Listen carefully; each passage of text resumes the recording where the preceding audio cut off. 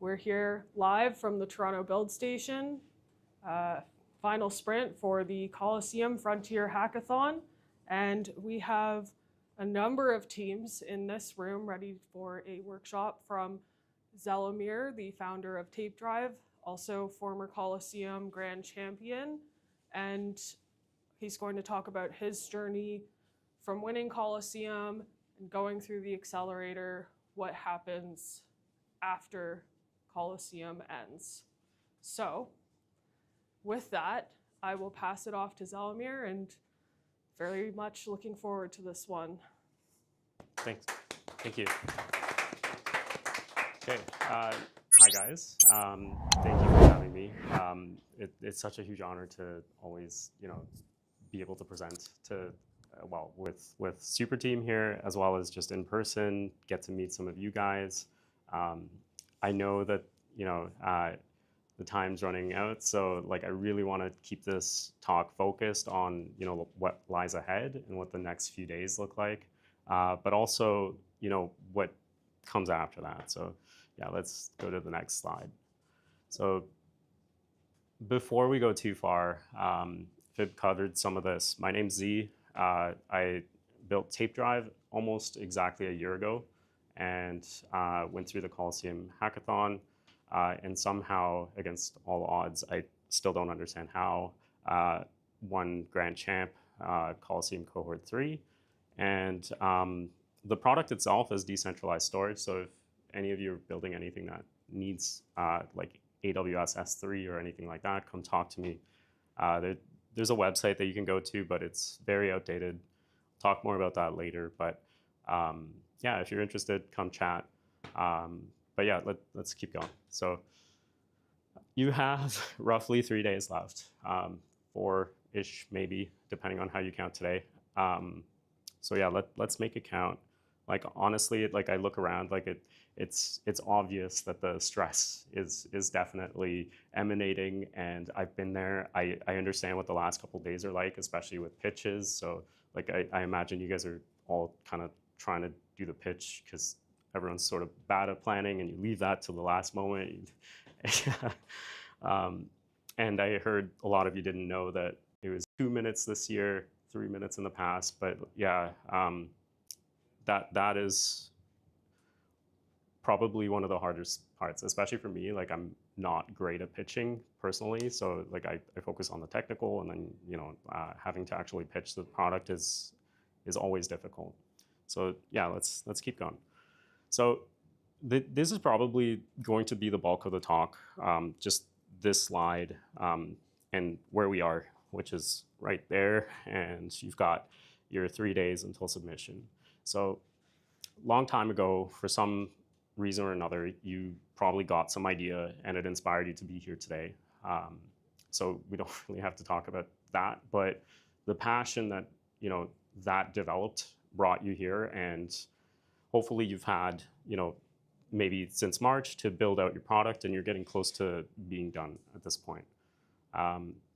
If I look at my own timeline, I got started on March 11th, I think was the exact day. So I had roughly 3 months to finish the demo that I was working towards. And yeah, it just felt like an enormous grind, and especially during the last week, I got into fights with family. It can be a challenge, especially if people don't understand. And even after winning, it took quite a few weeks for people to actually appreciate the amount of effort that goes in. So I totally understand what everybody's going through. And my job today is to try and help you with what comes after.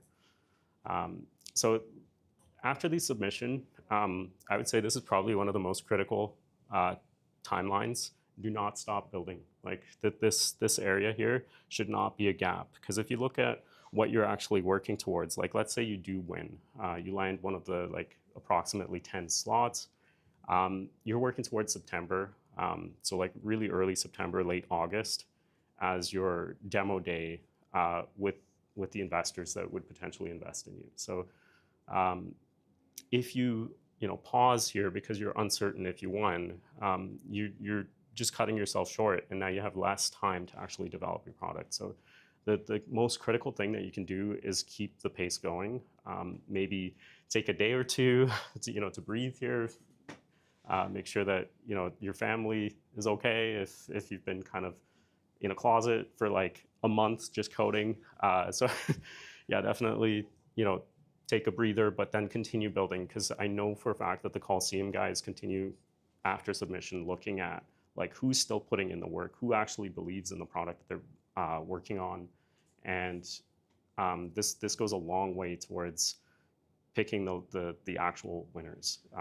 Because a lot of people, I know there's probably going to be like 1,500 teams that are submitting this year. I've looked through some of them, and a lot of them look like they could have been vibe coded. Maybe the founder believes in it, maybe they don't, and this is the real secret here. You gotta keep building. So at some point, if your submission is solid, you'll probably get an interview. And the interviews, I don't know what they're going to make them this year, but they have a lot on their plate. So you have to appreciate just how many reviews they have to do, and they're probably going to do between 5 to 15 minutes with each team, and it's going to be like a mild version of Shark Tank. Basically, you get on a Shark Tank Zoom call, and you're going to have the entire Colosseum crew basically asking you questions. So what I would say for that is, if you get the interview, they're already interested. Like, they like your product. Like, you've already shown that you know how to build, and B, that you have passion in a product. So what they're trying to gauge out of that call is, can you actually continue this velocity? Like, do you have what it takes to build into the unknown? And they want to get to know you as a person as well, and especially your team. So if that goes well, you will have a follow-up, like a call to really get to know you. And if that second call, like I don't know if that's a hard rule for them, how many calls they do afterwards, but if that second call works out, you will very quickly get like a offer at that point. That's how it worked out with my personal submission. So it almost it was shocking to me how fast they came back, and I was kind of in disbelief, and I was like, okay, like are these the actual Colosseum team members, or am I getting like AI, AI generated Zoom call? And I'm just like, am I getting scammed? Is this real? Like, and they're like, no, like, legit. Like, and the second interview, the tone shifts to, are you sure you want to do this? Like, it's not going to be like, okay, here you've got some seed money now, like you can put the pen down. It actually, the amount of work that you put in before this just keeps increasing. Like you're making a decision to like drop what you're doing and like go heads down towards this date. So yeah, offers, I would say probably June is where most of the teams that I've spoken with got handed out, and those usually go out before a public announcement. And then the Accelerator, if you guys get in, would probably be early July until August. And I believe I don't know if they're going to do multiple weeks, but in the past they've done 2 weeks on site in San Francisco. And that's very much like what you guys are doing here. So like it's similar vibe where you're in an office. It's a new office. I've been to it. It's beautiful, in a really nice town, really nice part of the town. And yeah, like that's awesome. So anyways, you'll have the opportunity to do a couple calls with people coming in like I am today, people from like big names. You'll have potentially Anatoly come in, talk to you. He really loves meeting new teams. So just huge opportunities to say, here's what I'm building. Can you help me get my name out? So like this, is great, but it's very much heads down, very similar to the build that you guys are doing at the current moment. And what I would say is that a lot of people don't appreciate this, but the hand-holding phase is probably in the past. Like, as soon as you cross this milestone, you're on your own. Like, what you make of this is entirely up to you and your team. So super team being here and being able to support you through this is the hand-holding phase. So don't expect to get in there and be like, okay, this is how you now grow your company. Like that's not how it works. Like it's like, here's some seed funding. We believe in you. Now it's up to you to actually go build something. And the other thing is, a good investor will not try to influence what your decisions are. So it's not like they're going to tell you what to do. They're usually going to go off of the fact that they believe in you, and they're going to be like, look, I made the decision that I believe in you, so you have the capacity to make this decision. And if they didn't have that belief, they wouldn't have invested in you in the first place. So hand-holding is unfortunately behind. So like what you make of the rest of this timeline is entirely up to you. So I want to go to the next slide, because this slide, it is purposely blank, because this is what it feels like after you win. Like you are, it feels like you are in a dark room, and you don't know what's around you.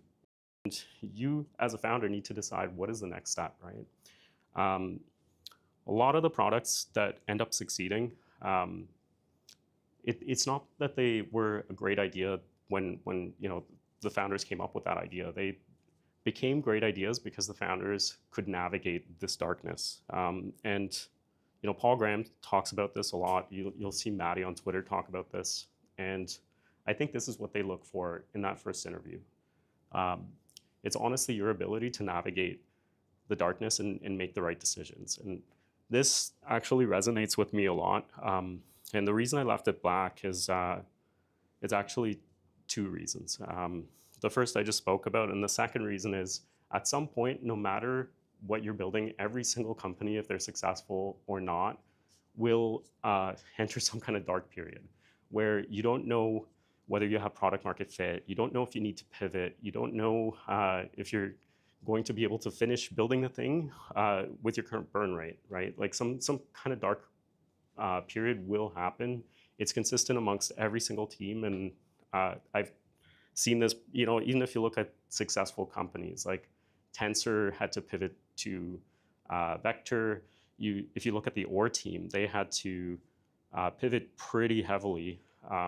He lost a founder, the mining protocol had to change, the huge pivots. So navigating the darkness is going to happen. And I put this up there not to kind of scare you, but to say this is normal. You should expect this. You should expect that like the next few months, you're gonna be like, what the hell do I do now? Like this is normal. And every single team goes through it. Every single team that I've spoken with at the Accelerator, same kind of look on their face. Like it just happens at different moments where you get there and you're like, what now?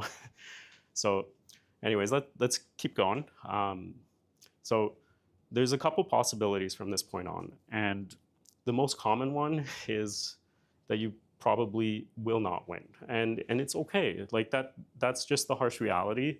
There's going to be 1,500 teams globally competing. That this is a pretty common outcome. I personally competed twice, so it can happen. If you do win, congrats. You are part of the 0.5%. Like you have somehow impressed them. Congratulations. Like enjoy it for the moment, but you will very quickly realize that energy, like oh my God, I won, that lasts for like a day. And then you realize that you have to get back to work. So if you don't win, you have to get back to work. If you do win, you have to get back to work. And that timeline on the previous screen, it doesn't matter what the outcome is, 3 days or a couple weeks from now. Like if you believe in your product, as you should, because all of you are, putting in huge amounts of effort, you have to get back to work. And that means different things for different teams. Like you might need to pivot a little bit. Maybe it didn't resonate. Maybe the story that you told didn't resonate. Maybe your pitch wasn't exactly there. But I don't think you should give up. So like if you truly believe in what you're building, just keep on going. And then the last one that I put in here, I don't see enough teams taking advantage of this, but Colosseum runs Eternal, which runs through the entire year, and it's the same thing as the hackathon, except you get to submit on your own terms and there's no prize, but the accelerator is still there. So you could potentially get the pre-seed money. But the huge benefit of this one is if you don't feel like you're ready, and like the previous slide with the timeline, what you really want to happen is when you're going, like forget the seed money, forget Colosseum. You are working towards September. September is when most investment is made, like even beyond Colosseum, like that's when investment capital is utilized. So you want to be in a position where you can demo your product to investors. And I'm not talking about Colosseum strictly, but like that's what you're trying to get to. And if you feel like you're not ready, Eternal might be a good option to allow you to maybe spend another couple weeks and get in there. And the odds of being seen are higher with Eternal, but you have to make that decision on your own. No one can make it for you. It is an option, or you can join me if you're technical. I'm looking, so that's another option. But yeah, let's keep going. So I know the previous two slides looked kind of grim, but I think you can do this. Like you just need to put in the effort. The reality is that the amount of people that are actually putting in the effort, that are showing up like you guys are, that are here right now is very few and far. I think we have 60 teams in Canada, but like, what, 7 teams here in the office? So you guys are already at the top because you're showing up. So if you continue showing up and your product, if you believe in your product, just keep going. Like it could, pan out really well for you. And I would recommend that you continue. So if you do get into the Colosseum, this is their new office. Like I mentioned before, you get to meet the other teams that have competed, and I've gone through the Accelerator twice now, and have seen the old office and the new office. And one thing that stood out to me personally was just like every single team that you speak with, they sort of all recognize that everybody in the room is insanely talented, first of all. And the other thing is they don't really know what it is that landed them that position to begin with. So everybody's pretty humble about it, just recognizing the fact that there's like 1,500 teams competing, and somehow they made it to the top. But everybody in the room does recognize, oh my God, like you guys are really crushing it. Yeah, the mentor sessions I mentioned as well. I would say like every other day there's going to be someone coming in, whether it's like MetaDAO or some of the Solana folks that live in SF. You're going to get to meet and greet lots of people in person. They give talks just like we do. But the rest of the ambiance is that you guys are going to be building as you are today. So like take this energy that you have today and just imagine like it doesn't matter if you get in or not. Like just keep building, and it really doesn't matter if you don't win. Like if you believe in your product, you should keep going. So that's it. This is a question period, but before we go into questions, if you guys want, I can talk through my own journey and like where I am on that timeline. So can we go back to the timeline? Yeah, so like I mentioned, I started March 11th and then built through until the submission, and that was a crazy journey. Talked a bit about this, and then when I got to the Accelerator, what happened was I had built a storage network that was sitting on top of proof of work. And when I got there, I met Hard Hat Chad, who built Ore, and he was like, you're using a similar algorithm that I'm using. And I had to shut mine down because a whole bunch of miners figured out how to run it on a GPU.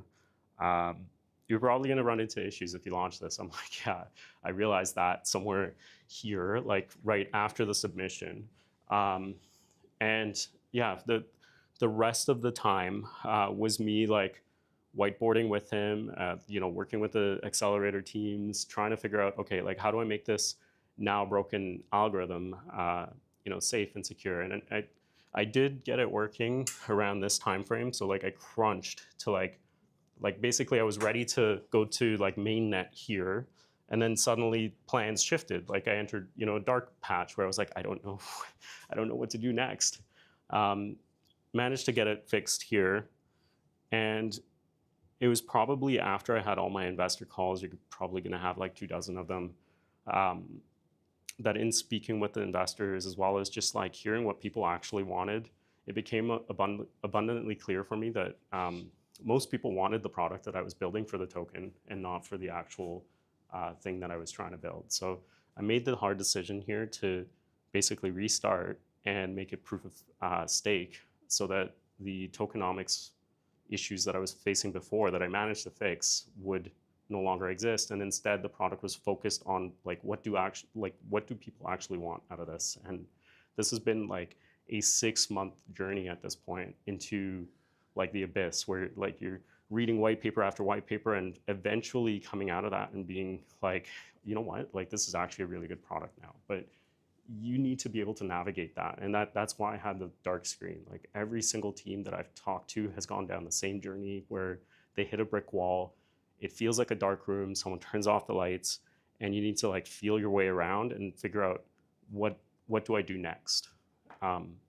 So like that resonated with me. I've seen other teams have the same struggles, and I know you're worried about this date right now, but you should really be worrying about how do I get my thing done by September? Because even if you don't win, there are ways to get in front of investors. So yeah, that's the talk. If you guys have any questions, happy to answer. Yeah.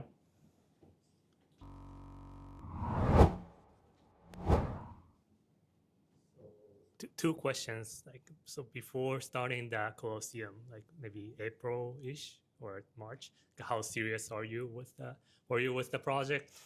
And the second question is, if you didn't get into that accelerator, like what would you have done differently, or what would you have done?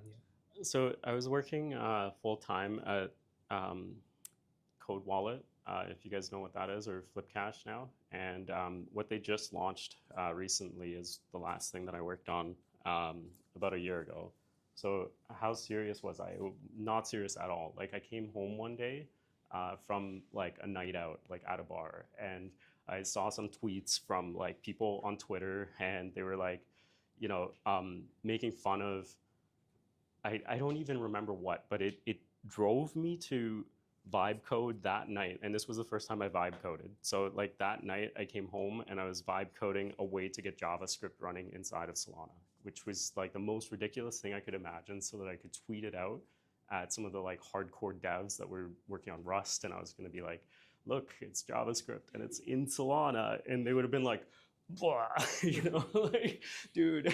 So I put that out. It must have been like, I got home, coded this thing, made it work.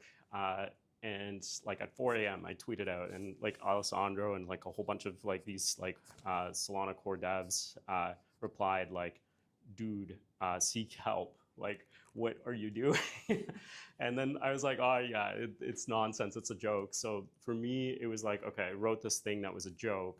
And that very quickly transitioned into like, one of the things that Paul Graham talks about is a good founder has the ability to recognize something weird, something that seems like it's in the moment, like totally obscure and ridiculous, but sees a future in that other people don't. And that's sort of what happened with that moment. I saw that there was a way to store things inside of Solana, and I decided, what if I took that and actually, made it like a more serious like storage layer within Solana. And it was like casually working away on it, and I kept pulling at the string. And like eventually it went from people calling it crazy to being like, oh, I actually want this. I need this for my token metadata. I need this. Like this reminds me of like NFTs, but it's in the chain. And then like it transitioned to like, okay, could I put source code into Solana and make it secure? Like, could I replace GitHub with like a permissionless system?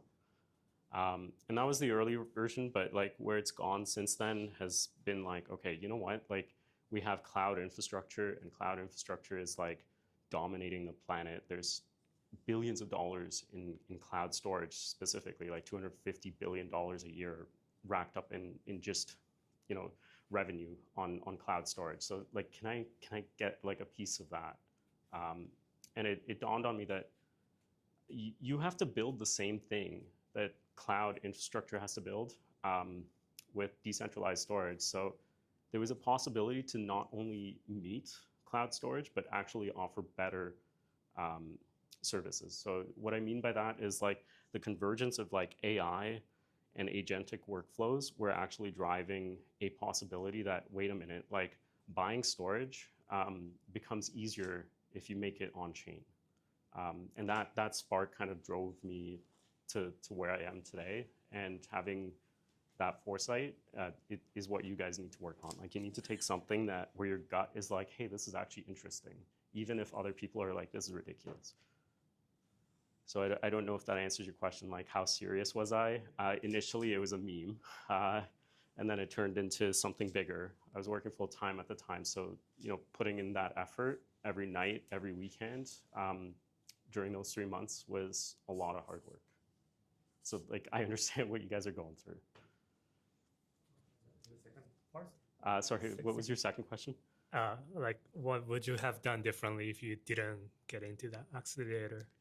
Yeah, so I think I honestly back then didn't even think this was a possibility. Like I didn't know that you could go out there, build something, and actually become a founder. Like it just seemed so extreme, so out there. Like the site existed, the Colosseum site existed, but I saw like the possibility for 250K seed, whatever. I looked at it and I was like, nobody gets that. That's not a thing. And then after having gone through all of these interviews with the investors especially, what became abundantly clear is that getting pre-seed money is not that hard. Like most of the investors that I talked to were like, do you have pre-seed money? And I'm like, yes. And they're like, oh, we only offer pre-seed. I'm like, what? Okay. So like the amount of capital that is looking for exactly you guys is way higher than the amount looking for I'll give you $1 million or $6 million or whatever you see on the Twitter timeline where you're like, oh, how did they get $6 million? Like those are rare. There's like maybe 50 of those on like the planet, right? But the amount of investors that specialize in just finding you guys is through the roof. Like you should build towards September, regardless of your outcome, and try to find investors that are looking for pre-seed. So like how serious was it for me when I started? Would I have done anything different? I think I didn't have the support network. Like I wasn't part of Super Team before this. So like I went through it blindly and was shocked at what I found out. And that's what I'm trying to tell you guys. Like this is doable. You should keep building, especially if you believe in your product.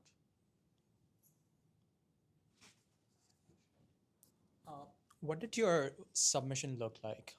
Like how far along was your demo and like everything else? So the whole thing worked. Like I built like a proof of work system. You could store files. I put in Solana's entire source code into Solana. That was one of the like demos. What you need to do, what I think helped me a lot is kind of like build like a Twitter following of people that are like first laughing at you and then they're like, oh, there's a crazy guy over there building something. And it turned into like, okay, that's interesting. Let's keep following that. So it was fully working. I just didn't like the way that, I got to Colosseum and it turns out, there's these like really talented people that took a proof of work algorithm that is based on Tor. Like when you go into your Tor browser session, like private browser session or whatever, it's using that same algorithm. And it turns out that's broken, but most people don't know. And Or is what broke it because he incentivized people to break it. So yeah.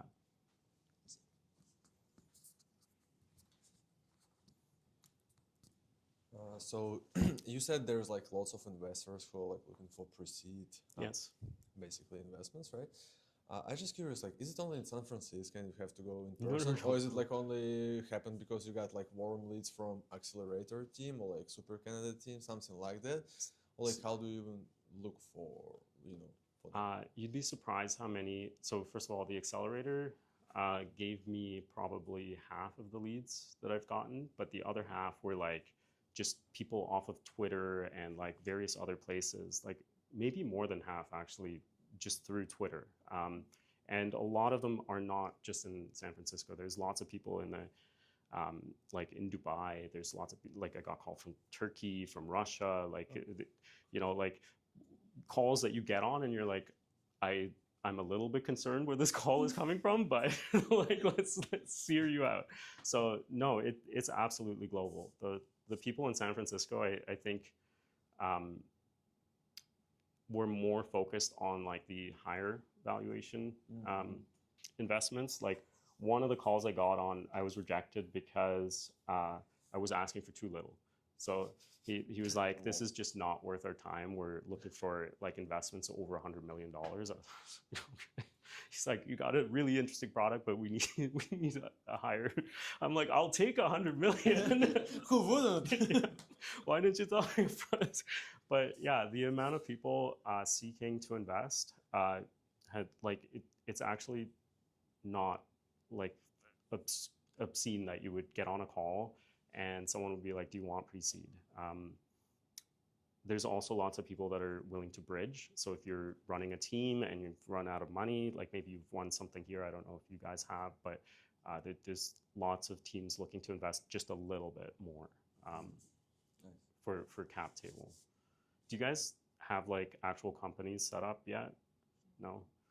Yeah, so I should have talked a little bit about that. Like one of the first things that you do probably May or June is you set up a company, like a C Corp in the US is a very good idea. Like that makes getting investment a lot easier.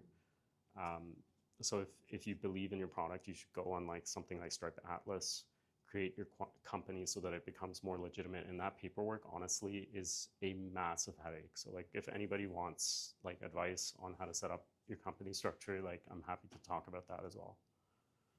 Thank you so much. No problem. I have a question about which parts of the Solana ecosystem, and I would maybe break that into like community and technology, are most interesting and exciting to you at the moment. So I've had this hunch for a while that I think this probably came from Maddie. Like I don't know if he knows or not, but like I think in January, like there was this realization. I was in the Accelerator office and there was a few teams working on AI, like just kind of like asking questions and getting like investment insights or something like that back. I think what happened during that time frame was everybody sort of like December, January, everybody woke up to like Claude Code.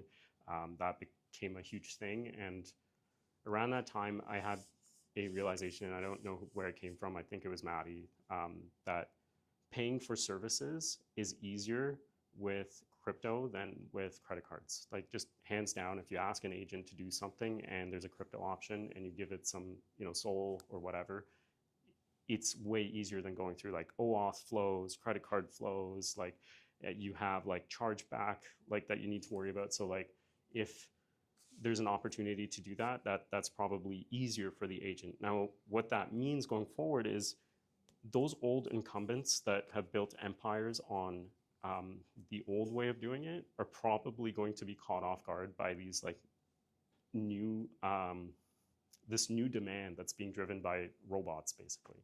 So that's what's exciting. I would build for AI and agents. So. Any other questions? I'll stick around a bit more if you guys want to chat privately. Oh, Yeah. one more, sorry. I'm sorry. You That's said okay. you participated in hackathon like twice. Yeah, so the first time I participated, again, I did not take it seriously. I just saw there was this hackathon. It was a hackathon to me. It wasn't an entry point to an accelerator. So I wrote like a editor theme, like in Solana colors. Like totally did not think I would win. I just wanted to participate for the heart of it. The second time was, again, started as a joke and then turned into like a serious endeavor. But what I mean about like being at the accelerator twice is one of the things that if you're in San Francisco, they're fairly open about having people come into the new office. So yeah, they literally invite previous cohorts, like come by, give a talk to the new teams, that type of stuff. Lovely, thank you. Okay, thank you. Thanks for having me. Thanks. Z always gives the best talks, and I love his decks. The camera followed him.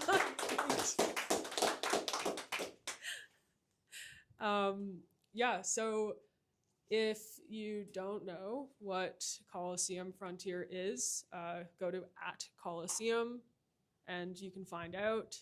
And Super Team Canada has programs to help you succeed. So join the Telegram group. We have a Telegram group for founders as well. So if you don't know where that is, you can ask in the Solana Canada Telegram. And yeah, I guess with that, we're at the Toronto Build Station. We have more programming all week. You can find the programming at superteam.ca/win. And once again, thank you, Z. That was awesome. And with that, we'll close it out. Thanks everyone for coming.